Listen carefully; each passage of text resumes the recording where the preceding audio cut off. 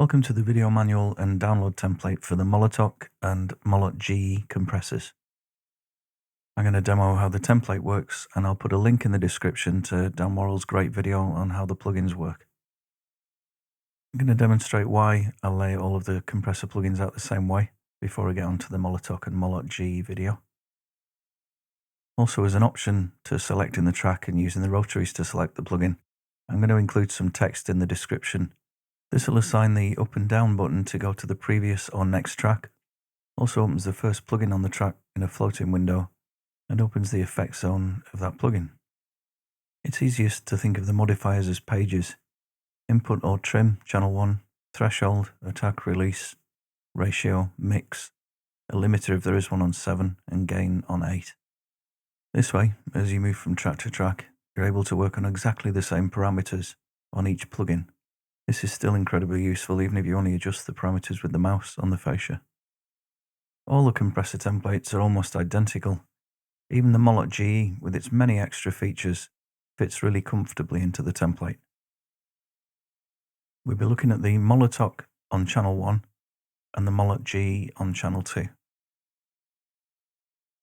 I'll be using the up and down button to switch between each channel, selecting each plugin.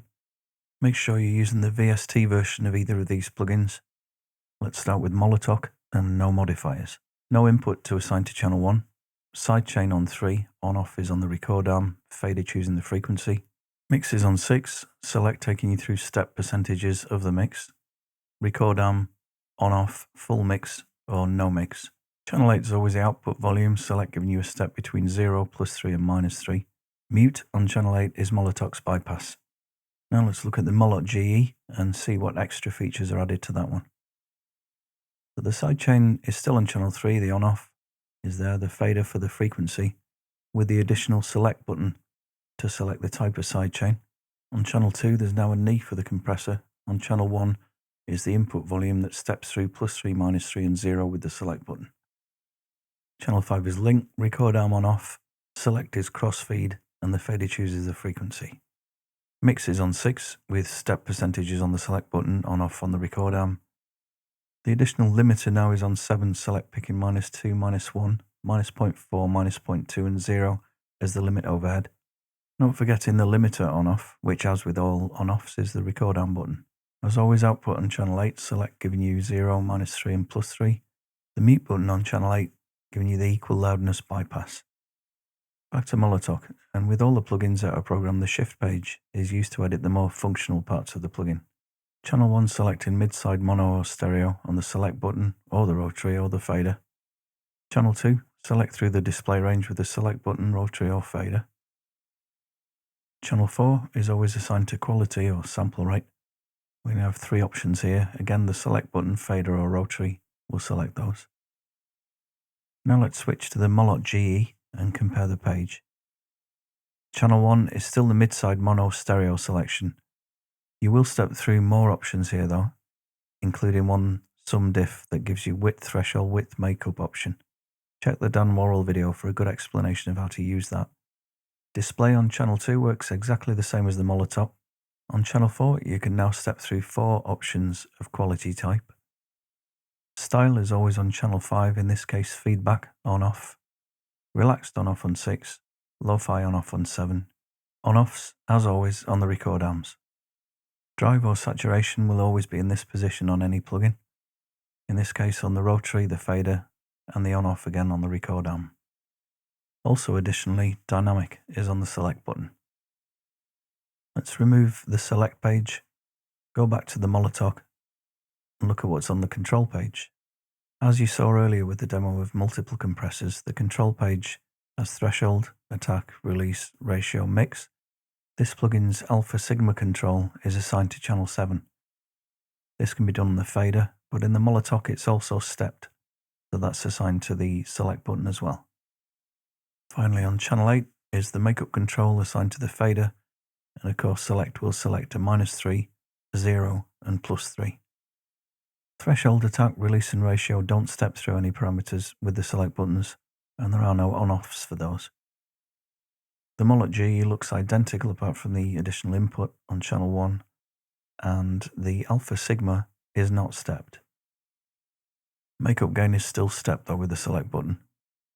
So from 2, threshold attack release ratio, over to the Molotok, from 2, threshold attack release ratio. All of the compressors laid out this way. What this really means is you only need to learn one controller layout. It's regardless of each individual plugin facial layout. Add in Shift to control. This page accesses any of the EQ features of the compressor. If the compressor has a knee, it has a secondary place on channel 1 here. This makes it easy to switch between the main compressor parameters to the knee and any EQ features. The MOLOTge does have an EQ feature. That's the mid EQ boost. The on-off is on the record arm, and selects dynamic. And just add in Shift to control modifier shows these parameters. Unique to the MOLOTge is the secondary attack mix and release stage, the dual stage. The normal threshold attack and release parameters are on the control modifier. The dual stage is on the alt modifier. Beginning with channel 1, the dual stage on-off is the record arm on-off. Select only selects between the sum difference channel and the stereo channel. So the layout is going to work like this. If you're just using control modifier, then the standard compressor is controlled. Switch that to alt modifier, and the secondary compressor is controlled. All the parameters for the first stage and dual stage are in exactly the same position on the faders. It's just the modifiers that select which are working. The alpha sigma control, still on channel 7, is the same for both first and second stage.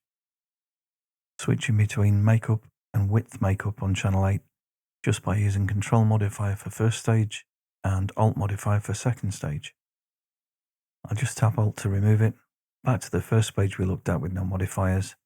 And just to mention that the solo button on channel 1 on all plugins, except the keyboard plugins, is the delta switch. Initially, you're going to be slower switching to a controller over using the mouse. The majority of that slowdown is caused by not knowing where your parameters are. So this is why I stick to a set format. Doing it like that makes the whole thing far quicker to learn. Click the links, click the like, and see you in the next one. And thanks for watching.